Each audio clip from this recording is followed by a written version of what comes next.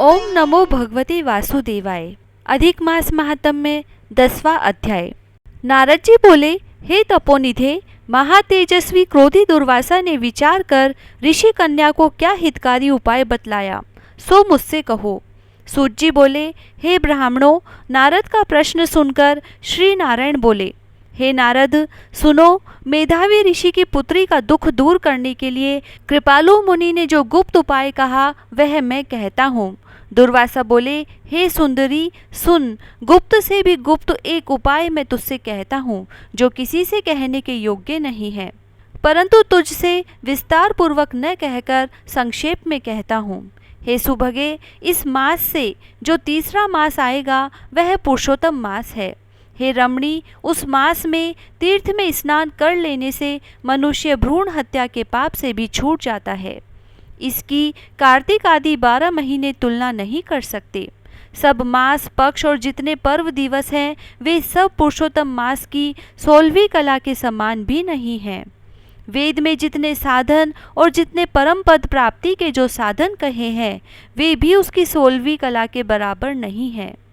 12,000 वर्ष तक गंगा स्नान करने से और सिंह की बृहस्पति में गोदावरी में एक बार स्नान करने से जो फल प्राप्त होता है, हे सुंदरी, वही फल कहीं भी एक बार पुरुषोत्तम मास में स्नान कर लेने से प्राप्त हो जाता है। श्री कृष्ण के प्रिय इस पुरुषोत्तम मास में स्नान, दान, जपादि करने से सब मनोवांछित फल प्राप्त होते हैं। इसीलिए तुम शीघ्र ही पुरुषोत्तम मास की आराधना शुरू कर दो। मैंने भी इसका सेवन किया है। हे बाले, एक समय की बात है कि मैंने क्रोधित होकर राजा अम्रिय को भस्म करने के लिए कृत्या नाम की राक्षसी भेजी थी। तब हरि भगवान ने अपना तेजो में जलता हुआ चक्र मुझे ही भस्म करने को मेरे पीछे भेज दिया, परंतु मेरे पुरुषोत्तम मास के व्रत करने से सुदर्शन चक्र वापस चला गया।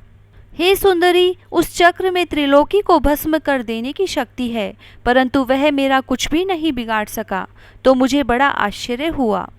हे सुभगे, इससे तुम श्रीमान पुरुषोत्तम मास का सेवन करो, तुम्हारे दुर्भाग्य के दिन फिर जाएंगे।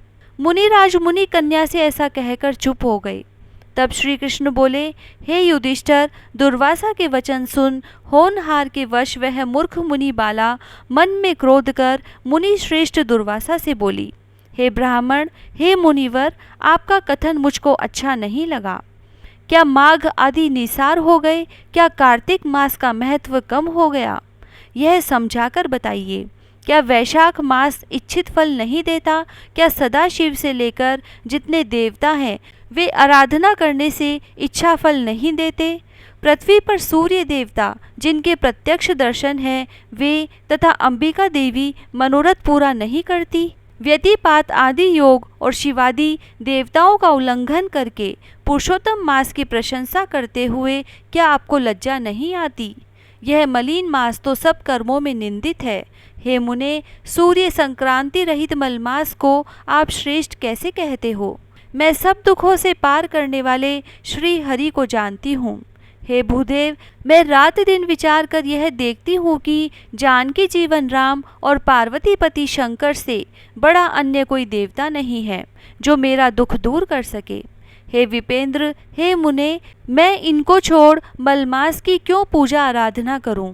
ब्राह्मण पुत्री के मुख से यह सुनकर क्रोधी मुनि का शरीर क्रोध से जलने लगा।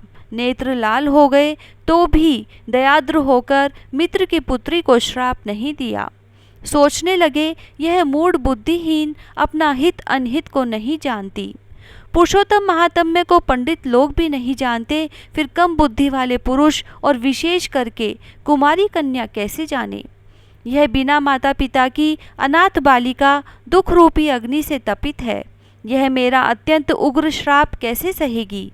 यह सोचकर मन में दया आने के कारण क्रोध को दूर करते हुए मुनि शांत चित्त हो उस कन्या से बोले, अरे अबोध बालिका, मित्र की कन्या होने के कारण मैं तुझ पर कुपित नहीं हूँ। तुझे जो अच्छा लगे वही कर। हे बाले, मैं तुझे कुछ भविष्य की बता रहा हूँ, उसे सुन। तूने जो पुरुषोत्तम मास का निरादर किया है उसका फल तुझे अवश्य मिलेगा, चाहे इस जन्म में मिले या अगले जन्म में मिले। अब मैं नर नारायण के आश्रम बद्रीनाथ धाम को जाता हूँ। हे भीरू, तू अपने अलहड़ स्वभाव के कारण अपना भला बुरा नहीं सोच रही है। मेरा यहाँ बहुत समय बीत गया। शुभ अशुभ होनार को कोई नहीं मिटा सकता। मैं जा रहा हूँ, तेरा कल्याण हो। श्री कृष्ण जी बोले। ऐसा कहकर महाक्रोधी तपस्वी मुनि तुरंत चले गए। पुरुषोत्तम मास का अनादर करने के कारण वह कन्या उसी क्षण कांतिहीन हो गई। उसने विचार किया कि मैं तत्काल फलदाता पार्वतीपति देवेश शिव शंकर की तपस्या द्वारा आराधना करूंगी। हे राजन, मेधावी ऋषि की पुत्री मन में ऐसा निश्चय करके अपने आश्रम में ही रहकर शिवजी का महाकठिन तप करने को तैयार हुई। सूत जी बोले। वह बाला मुनि के प्रबल वचन त्याग कर समस्त फल के देने वाले लक्ष्मी नारायण की उपासना को छोड़कर तथा सावित्री पति ब्रह्मा को छोड़कर केवल शंकर जी की पूजा करने लगी। 10वां अध्याय समाप्त। जय श्री राधे।